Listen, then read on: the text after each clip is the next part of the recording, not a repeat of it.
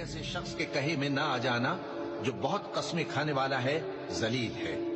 شرارت سے اشارے کرنے والا، لگائی بجھائی کرنے والا، مال دینے میں بڑا بخیل، حد سے بڑھا ہوا بدکار، سخت خو اور اس کے علاوہ بدذات ہے۔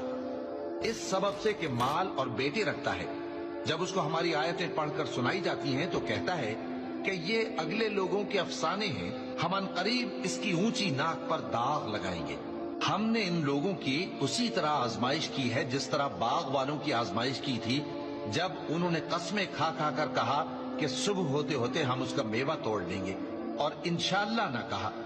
سو وہ ابھی سو ہی رہے تھے کہ تمہارے پروردگار کی طرف سے راتوں رات اس پر ایک آفت پھر گئی، تو وہ ایسا ہو گیا جیسے کٹی ہوئی کھیتی۔ پھر جب صبح ہوئی تو وہ لوگ ایک دوسرے کو پکارنے لگے کہ اگر تم کو کاٹنا ہے تو اپنی کھیتی پر سویرے ہی جا پہنچو،